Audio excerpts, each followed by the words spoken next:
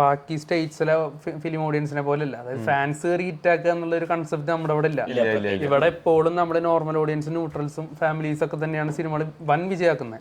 അപ്പൊ ഇത്തരത്തിലുള്ള ഒരു ഭയങ്കരമായിട്ടുള്ള ഒരു വയലന്റ് ആയിട്ടുള്ള സിനിമ വരുമ്പോൾ ഫാമിലീസ് ഒട്ടും പ്രിഫർ ചെയ്യാത്തൊരു സിറ്റുവേഷൻ വരില്ലേ?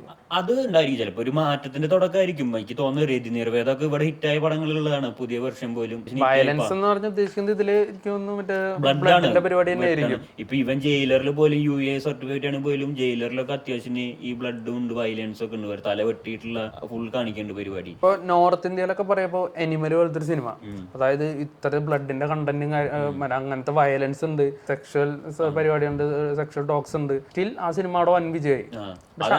അത്ഭുതമാണ്. അതുപോലത്തെ ഒരു പക്ഷെ അങ്ങനത്തെ ഒരു സിനിമ ഇവിടെ ഇപ്പൊ വിജയിക്കുമെന്ന് തോന്നുന്നുണ്ട്. ഇതേ സംഭവം തന്നെയാണ് അനിമൽ സിനിമ ഇറങ്ങുമ്പോൾ പറയണ്ടാണ്. ഓൾറെഡി സന്ദീപ് വാങ്കയ്ക്ക് ഭയങ്കര വിമർശനങ്ങൾ ഉണ്ടായിരുന്നു, അല്ലെങ്കിൽ സ്ത്രീ വുമൻസ് ഓഡിയൻസും ഒക്കെ ഭയങ്കര എതിരായിരുന്നു, അല്ലെങ്കിൽ ക്രിട്ടിക്സ് ആയാലും. പിന്നെ പോരാത്തിന് പടം ഇറങ്ങുമ്പോൾ 3.5 മണിക്കൂറായിരുന്നു.